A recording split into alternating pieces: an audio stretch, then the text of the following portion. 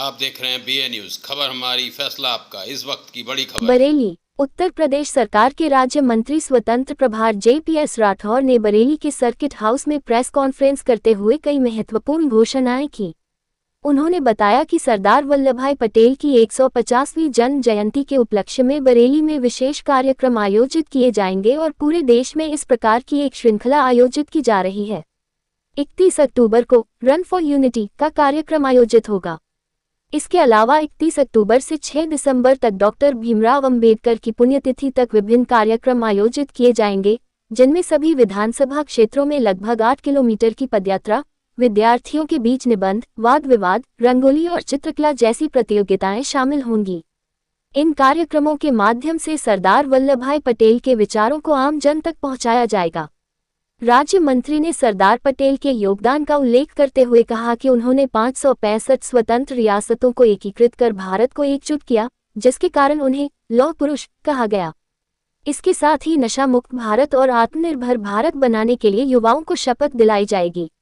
उन्होंने ये भी कहा कि 5 नौजवान हर लोकसभा क्षेत्र से गुजरात स्थित स्टैच्यू ऑफ यूनिटी तक जाएंगे, जहां से प्रेरणा लेकर अपने क्षेत्रों में संदेश पहुंचाएंगे। JPS राठौर ने कहा कि मुख्यमंत्री योगी आदित्यनाथ ने ये निर्णय लिया है कि बिना मान्यता या बोर्ड अनुमति के चल रहे मदरसों पर रोक लगाई जा रही है। उन्होंने कहा कि ऐसे मदरसों में बच्चों के साथ अनुचित गतिविधियां होती हैं, जिसे सरकार किसी भी स्थिति में बर्दाश्त नहीं करेगी। उन्होंने साफ किया कि ऐसे मामलों में सख्त कार्रवाई की जाएगी। मंत्री ने समाजवादी पार्टी के स्टार प्रचारकों पर भी हमला किया। उन्होंने कहा कि अगर मुख्तार अंसारी और अतीक अहमद आज जीवित होते तो उनका भी नाम होता। उन्होंने समाजवादी पार्टी की राजनीति को वोट बैंक तक सीमित बताया और आरोप लगाया कि पार्टी धर्म और आस्था के साथ खिलवाड़ कर रही है।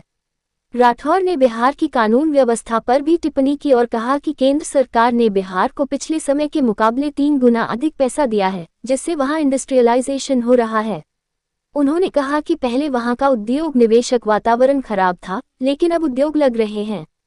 इस मौके पर प्रेस कॉन्फ्रेंस में सांसद छत्रपाल सिंह गंगवार, पूर्व सांसद धर्मेंद्र कश्यप, मेयर उमेश गौतम, विधायक संजीव अग्रवाल, डॉक्टर MP आर्य, डॉक्टर राघवेंद्र शर्मा, डॉक्टर श्याम बिहारी लाल, MLC महाराज सिंह, जिला अध्यक्ष बरेली सोमपाल शर्मा, जिला अध्यक्ष आंवला आदेश प्रताप सिंह, महानगर अध्यक्ष अधीर सक्सेना, मीडिया प्रभारी अंकित माहेश्वरी और बंटी ठाकुर समेत प्रदेश मीडिया पैनलिस्ट दीपक सोनकर उपस्थित रहे।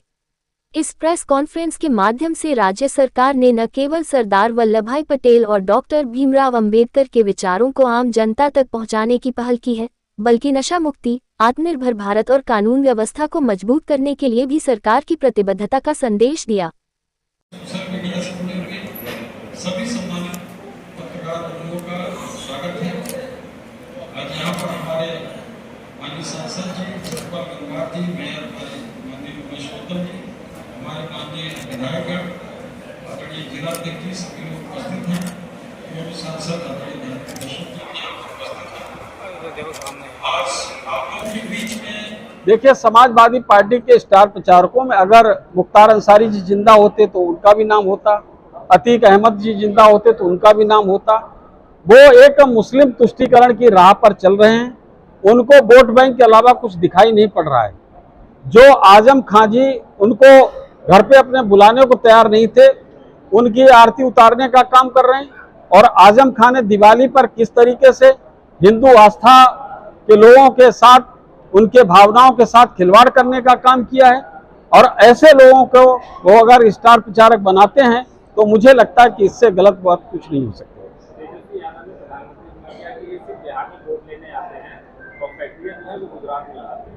बिहार को इतना पैसा केंद्र सरकार ने दिया है, जो पिछले समय में दिया था उसका 3 गुना पैसा बिहार को दिया गया है।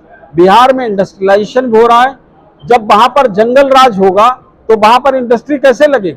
वहां पर इन्होंने कानून व्यवस्था की ऐसी तैसी कर दी थी, जिसकी वजह से इंडस्ट्रियलिस्ट भाग गए थे। उत्तर प्रदेश में यही हाल था। उत्तर प्रदेश में पहले उद्योगपति आना नहीं चाहते थे, आज उत्तर प्रदेश माफिया आना नहीं चाहते हैं। वही हाल बिहार में था। वहां पर जब आप शहाबुद्दीन को बढ़ाएंगे, शहाबुद्दीन के बेटे को टिकट देंगे, तो कौन उद्योगपति वहां पर उद्योग लगाने के लिए जाएगा? तो पहले तो वैसा वातावरण देना पड़ेगा, तब वहां पर उद्योग लगेंगे। बिहार में भी उद्योग लगेंगे और नौजवानों को उनके घरों पर नौकरी देने का काम देश के प्रधानमंत्री माननीय नरेंद्र मोदी जी करेंगे। पटेल जी की 150वीं जन्म जयंती के कार्यक्रम यहाँ पर आयोजित किए जाएंगे और पूरे देश में इस प्रकार से कार्यक्रमों का आयोजन की एक श्रृंखला है। 31 अक्टूबर को रन फॉर यूनिटी का कार्यक्रम रहेगा।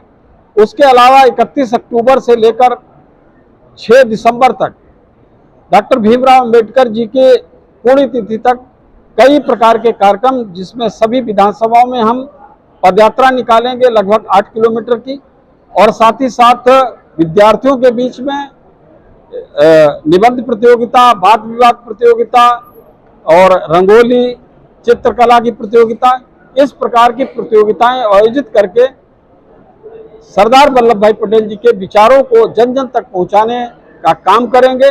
सरदार वल्लभ भाई पटेल जी ने 565 स्वतंत्र रियासतों को विलय भारत में कराकर एक अभूतपूर्व निर्णय किया था, जिसके कारण उनको लौह पुरुष कहा गया। और उनके विचारों को नीचे तक पहुंचाने के लिए हम सब लोग संकल्पबद्ध हैं। साथ ही साथ नशा मुक्त भारत बने और उसको लेकर नशा मुक्ति का एक शपथ दिलाई जाएगी। आत्मनिर्भर भारत बने, आत्मनिर्भर भारत का नौजवानों को शपथ दिलाने का काम करेंगे। और इसके अतिरिक्त हमारे 5 नौजवान हर लोकसभा क्षेत्र से गुजरात जाएंगे स्टैच्यू ऑफ यूनिटी तक। तो उसमें 3 हमारे यूथ आइकन होंगे, जिसमें मशहूर खिलाड़ी हैं, हमारे कोई साहित्यकार कलाकार हैं, और 2 हमारे युवा मोर्चा के कार्यकर्ता वो गुजरात तक जाएंगे स्टैच्यू ऑफ यूनिटी तक। वहाँ पर एक संदेश उनको मिलेगा, संदेश लेकर और प्रेरणा लेकर वो यहाँ पर आने का काम करेंगे।